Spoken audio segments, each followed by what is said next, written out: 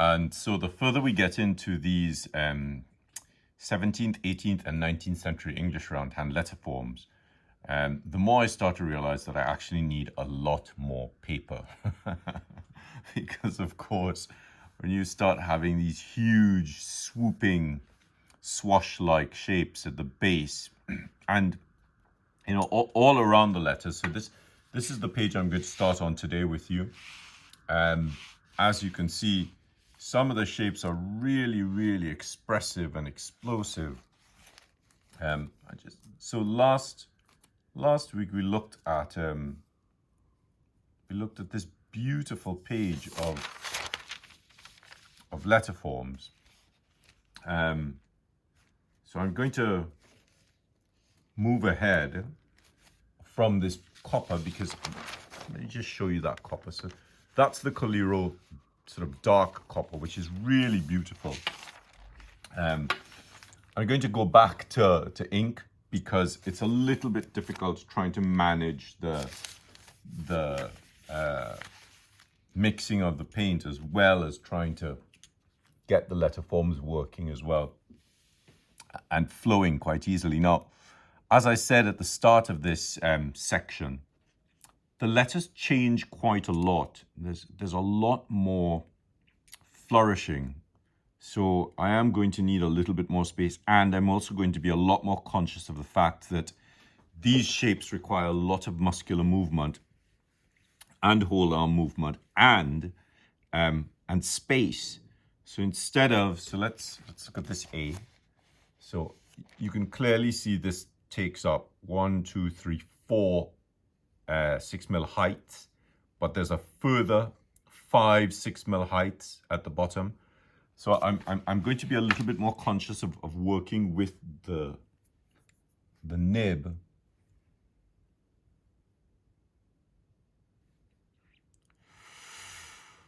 So I'm setting it up.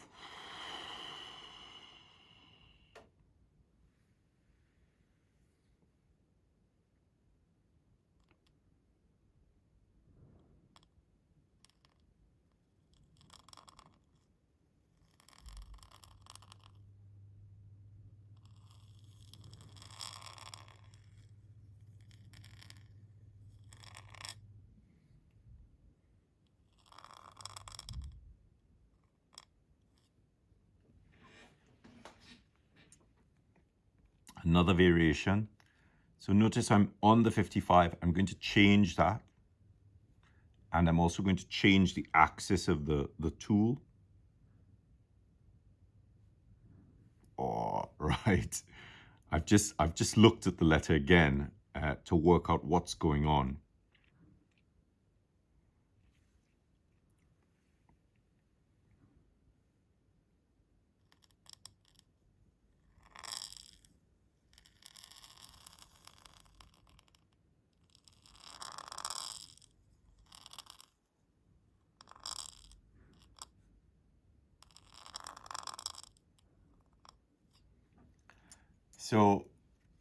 So you can see the letters becoming much more complex. So what I would do is I would plot this. So I just plotted it, but I missed this because it needs to be lower.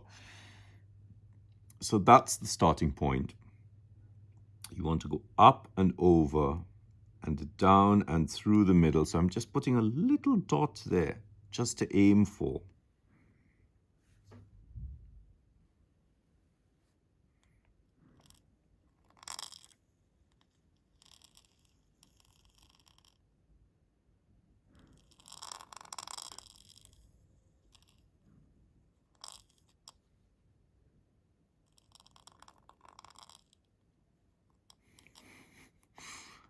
And I've still missed it just a little bit. And that's because, I keep tending towards this 55 when I really should be aiming for something a little bit flatter. So let's try that again. Let's leave that on leave a space there. Go down by 2. That's here.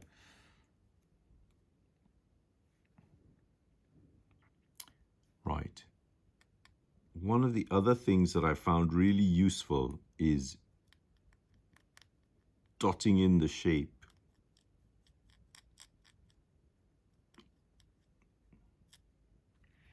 So that really gives me a sense of the movement that I want.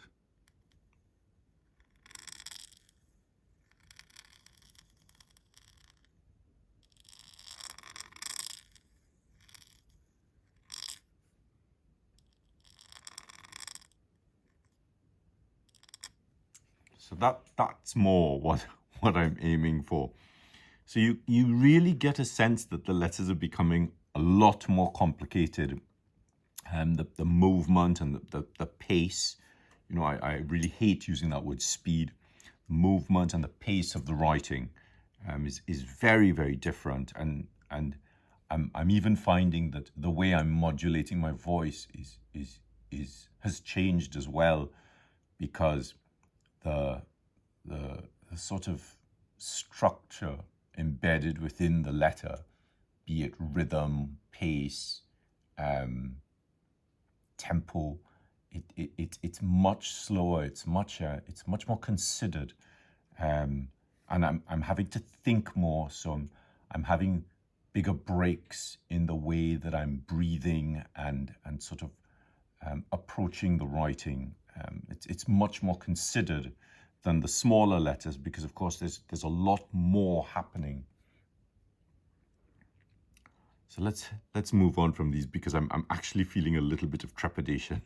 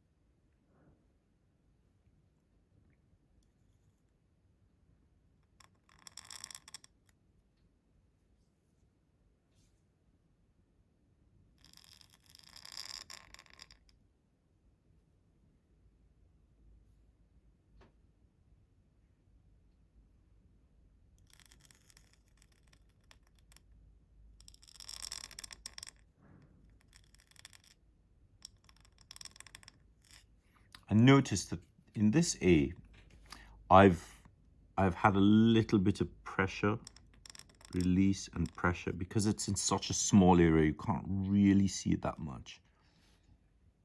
Oh, new page. Woohoo!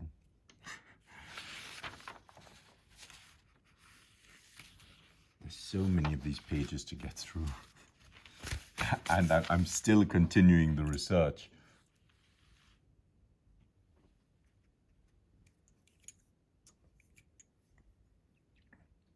Some absolutely stunning letters coming up.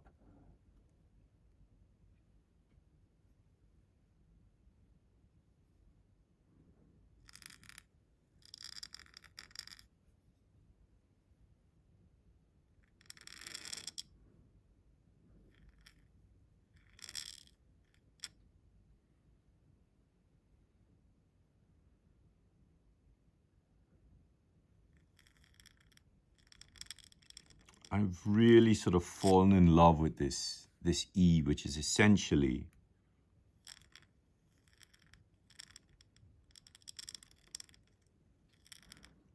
that shape, but by taking the entrance stroke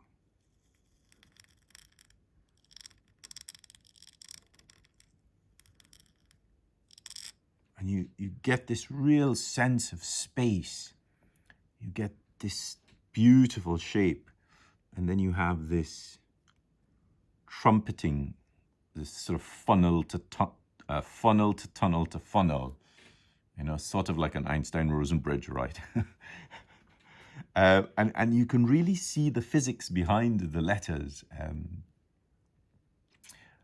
This is so this S we're accustomed to seeing.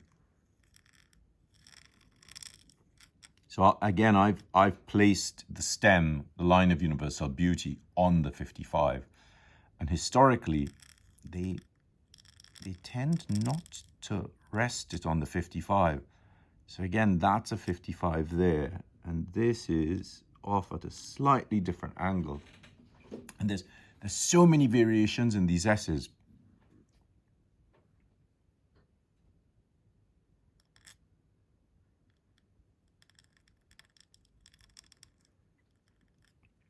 And look at this, right? So this is top, middle, middle, middle. This is bottom, because that's the curve there, right? So this is in the bottom part of the curve, and then this is in the bottom part of the curve. So really, really subtle variations in how the letters work together to give you sort of these really small differences. But you know, doing them with a pencil, you don't really see or sense the number of differences. It's when you start working with a nib that the differences become so apparent, because the nib allows for so much more variation.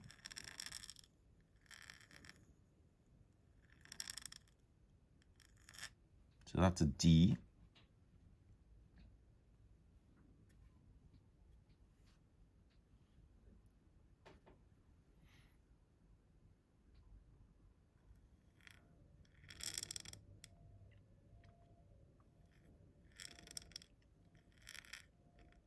And this is a W. I showed this to you a couple weeks ago, and they are really historical. These W's, they're so beautiful.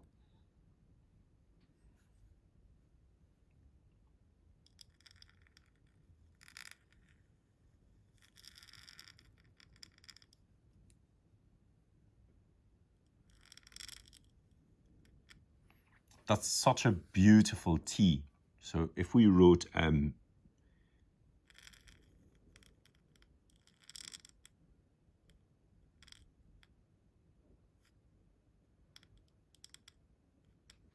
really get that sense of sort of 17th and 18th century letter form. So amazing.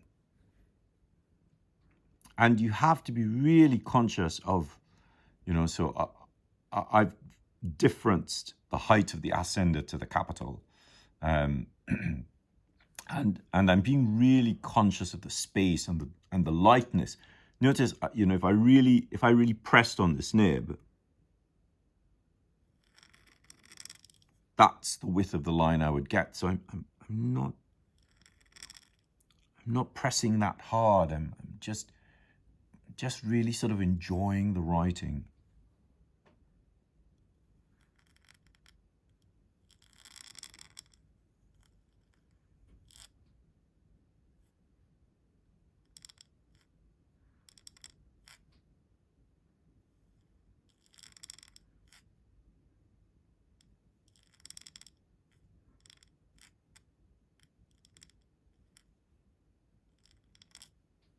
So you're really starting to see how playful and inventive the English writing masters were when it came to the writing of the English Roundhand.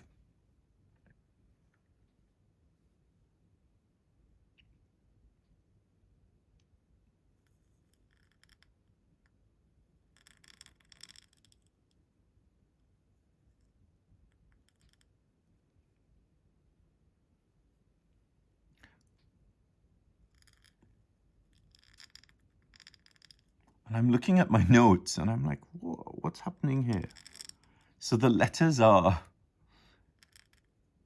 I mean, they are beautiful, the letters, but I'm sort of looking at these and going, so is that the cap height there? Is that the cap height here? So I'm also trying to standardize letters which come from a sheet that vary so much across the board. And I keep having to think, where is the cap height? Because there's so many variables.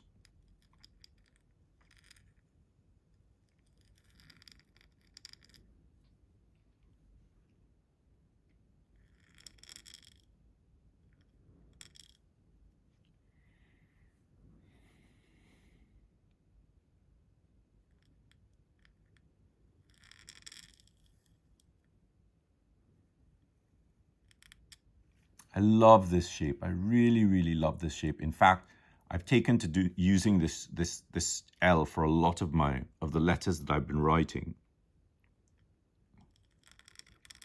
But what I've done is I've done that, and I've gone across and applied pressure and come back out. So you get this really beautiful swell just there, really delicate. I mean, well, in my version of Copperplate script, I go along and up and out, and I keep this in line with itself, so that this and this are almost the same. And then I add this much more onto the end to give a little bit of weight onto this side. Otherwise, you know, you have a little bit of weight, you have weight at the line of universal beauty, you have a little dollop flourish, a little dollop finial. And so there's a lot of weight on this side of the letter. So by extending this foot out, you sort of create a little bit more space for the weight to be balanced. But with this shape, you know, when you come down and you change the direction of the tool and you apply a little bit of pressure and then you release and then you come out, you know, you get a very different letter form.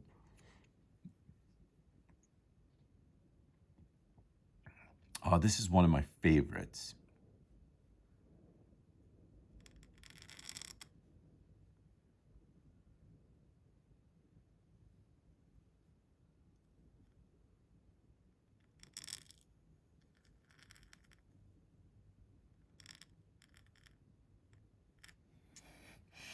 So this is a beautiful ligature for PER. It's an abbreviation. So there's no E, but you know, you have the R up here. So you could even use this in a word wherever you come across PER. You use this this contraction of the word. Oh, wow, look at this V. So lovely. You know, I'm going over my notes and I'm like, oh my gosh, it's so lovely. It's so wonderful to see these letters again.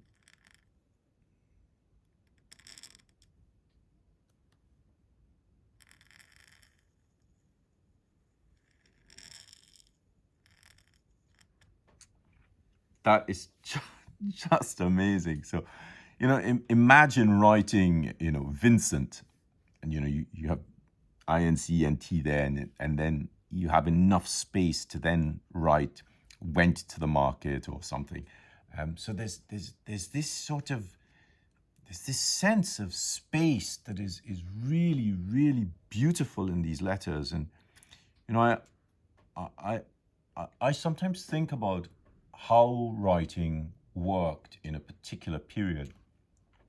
And I always give this analogy that writing is because it's about communication. Think about how the communication happens. So in today's world, you know, you send a text message and it just, you know, and you expect a text message back immediately. In the sort of 17th and 18th century, you know, you mightn't actually have the paper, or if you did have the paper, you know, you had to get the quills, do the cutting, get the ink, do the writing, and then blot the ink because it was a very different kind of ink and paper interaction. And then you waited for it to dry, and then you folded it up and you gave it to someone, and they might have to get onto a horse to courier the letters to someone. And when you think of that sort of protraction of time to get a piece of communication from one person to the next, it sort of follows how the writing works. And the further back you go in time, the longer the sort of duration of communication. But also the more, the slower the pace of the actual writing of the script. So, you know, that's sort of how I see so much of what we do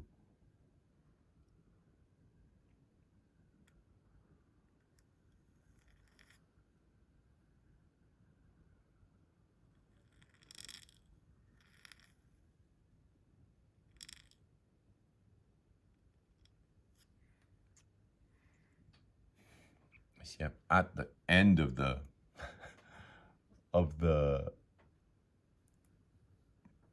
camera, I'm going to have to use letters which are not so long.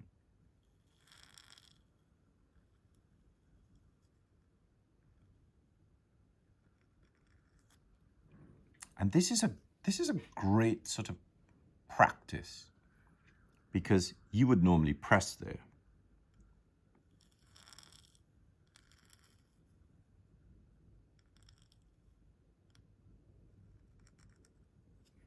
So you're really learning a lot of pen control, a lot of tool control, and a lot of self-control. Okay, let's see if I'm going to do this. Oh my goodness.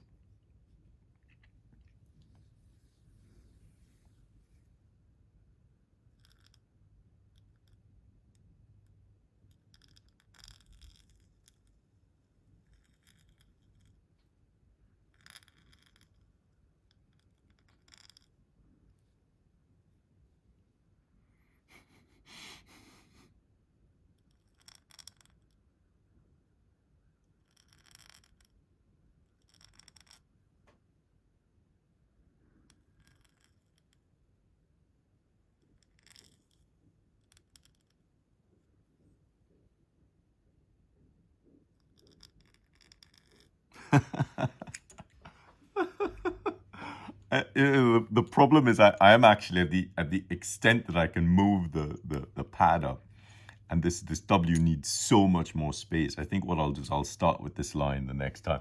So so I hope this movement into a new aspect of the English Roundhand script is starting to give you a lot more insight into how to prepare for the script, how to prepare for the writing, even how to prepare yourself and your mind and your sort of process.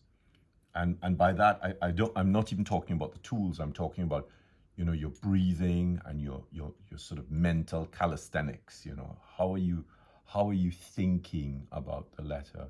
Are you being much more considerate and much more considered about the strokes and the shapes? And you know, I'm feeling much sort of slower and just thoughtful. So I really hope to see some of you trying some of these letters, especially some of the later ones. And if you have any questions, by all means, just leave them below and I'll get back to you. Thanks very much.